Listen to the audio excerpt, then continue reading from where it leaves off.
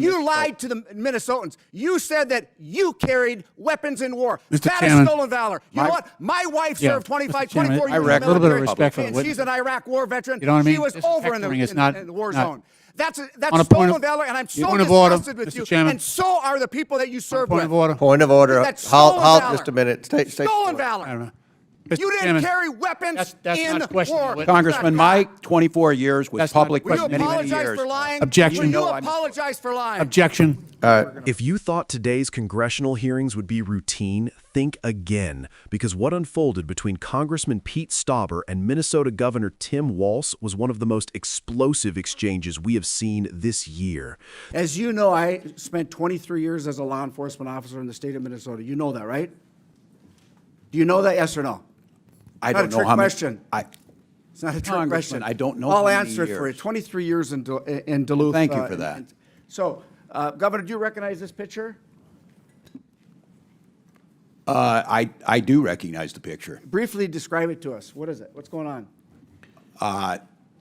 These were folks, I believe the people in the picture now are incarcerated in Minnesota. It's a to the best precinct of 3 my burning down because of your decision.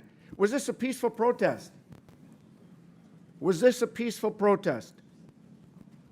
The gentleman standing there Was this a That was a- peaceful protest?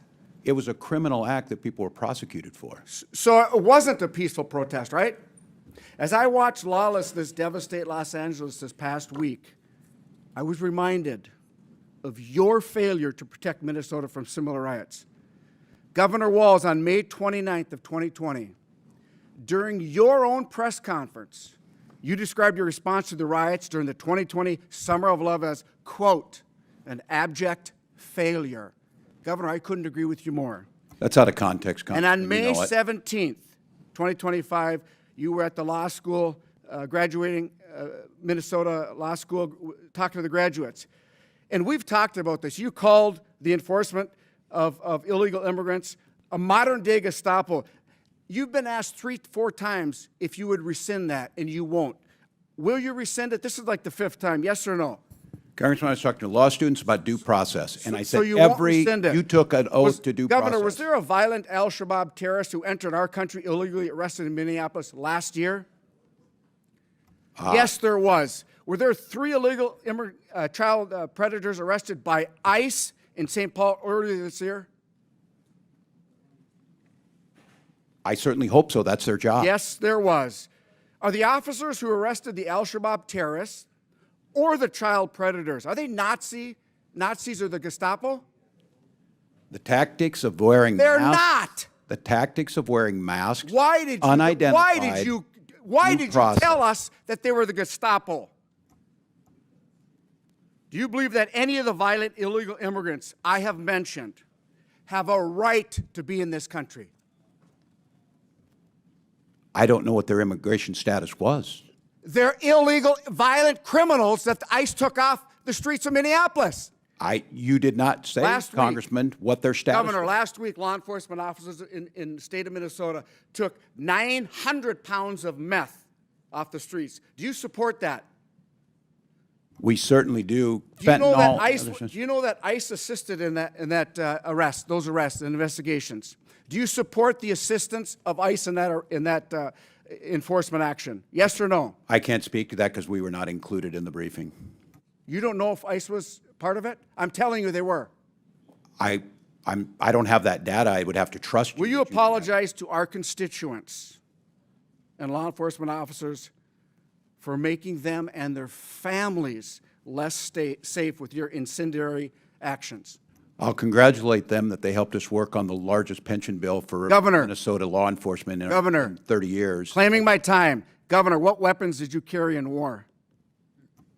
Congressman, for 24 years, I carried. No. What weapons did you carry in war? What did you carry in What did? uniform? I You tell you know I what, Governor, misspoke. you're You know I barking down the misspoke. wrong tree, okay? You know I You misspoke. lied to the Minnesotans. You said that you carried weapons in war. Mr. That Chairman. is stolen valor. You know what? My wife served 25, Mr. Chairman, 24 years in the reckon- military. A little bit of respect for the and witness. she's an Iraq war veteran. You know what I mean? She was This over in heckling is not- the war not- zone. That's On a point stolen of- valor, and I'm so Point of order, disgusted with Mr. you. Chairman. And so are the people that you served Point with. of order. Point of order. That's stolen Halt valor. just a minute. State Stolen valor. Mr. You didn't Chairman, carry weapons that's in not questioning war. the witness. Congressman, my 24 years was That's not public Will for you many, many apologize years. for lying? Objection. Will you know I misspoke. apologize for lying? Objection. All right, hold on, pause. That's not questioning a witness. That's not questioning a witness. You think Point of so, order. huh? State your point, Mr. Rankin. No, you're State yelling your at point. him. You're There we hectoring. go. You're hectoring. You're hectoring. You're hectoring. State your Governor, That's- you didn't carry that's weapons not- in war, did you? State your point. You didn't Proceed. carry You weapons got in 24 war, seconds. did you? Congressman, you You know I didn't carry misspoke. weapons in war, yes or no? You lied. Governor, what rank did you retire at?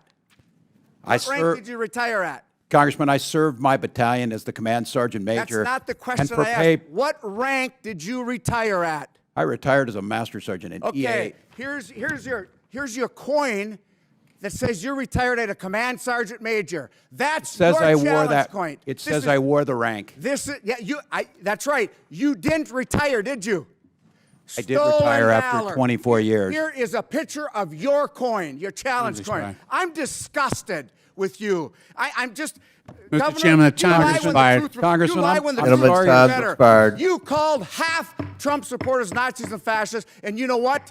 That's why the Minnesota Police and Peace Association did not support you in the last election because Oh, I you're missing support in them. action. Gentleman's time's expired. On behalf of the folks from the land of rocks and cows, thank you. Now you're back. This was not just heated questioning, this was a full-scale confrontation, touching on law enforcement, immigration enforcement, public safety, and even military service. Stay with us, and if you want clear breakdowns like this every day, make sure you subscribe right now. Congressman Pete Stauber, former Minnesota law enforcement officer with more than 2 decades on the job, opened his questioning by establishing credibility, reminding Governor Walz that he spent 23 years in policing. That was not just background, it was a signal. Stauber was framing the entire exchange through the lens of public safety and first-hand experience, and that framing would drive everything that followed. The tension escalated when Stauber raised comments Walz made in 2025 at a law school commencement, where Walz compared immigration enforcement to a modern-day Gestapo. Stauber pressed him repeatedly to rescind the comment. Walz refused. This was not a throwaway exchange. For law enforcement officers watching, the implication was serious. Comparing federal agents to Nazis is not just rhetorical heat. It shapes public perception and can impact officer safety. Subscribe now if you want more reporting that explains why these moments matter beyond the headline. Stauber then brought specific examples: an Al-Shabaab-linked terrorist arrested in Minneapolis and child predators arrested by ICE in St. Paul. He asked a pointed question: are the officers who arrested these criminals Nazis or Gestapo? Walz deflected by focusing on tactics like masks rather than condemning the comparison outright. To many viewers, this came across as an unwillingness to clearly separate violent criminals from political messaging about immigration enforcement. The exchange took another turn when Stauber highlighted a massive drug bust in Minnesota, 900 pounds of meth seized from the streets. He revealed that ICE assisted in that operation and pressed Walz on whether he supported ICE's involvement. Walz claimed he was not briefed on ICE's role. Stauber responded bluntly, telling him ICE was involved and asking whether he supported that assistance. This moment exposed a larger issue: coordination between state leadership and federal law enforcement, and whether political resistance to ICE undermines real-world crime fighting. If you appreciate context like this, make sure you subscribe. Then came the most personal and explosive segment of the hearing. Stauber accused Walz of misrepresenting his military service, specifically claiming Walz lied about carrying weapons in war. Stauber used the phrase "stolen valor," a serious allegation that immediately raised the temperature in the room. Walz pushed back, explaining his 24 years of service and his role as a command sergeant major, but Stauber continued pressing on rank and retirement status, even producing a challenge coin to support his argument.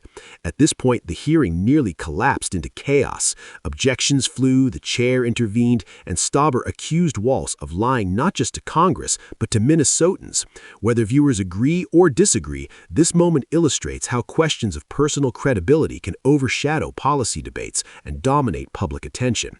It also shows how deeply polarized these issues have become. Stauber closed by accusing Walz of labeling Trump supporters as Nazis and fascists, tying that rhetoric to why Minnesota law enforcement organizations refused to endorse him. That final statement connected the entire exchange back to its core theme, the relationship between political leadership, law enforcement trust, and public safety.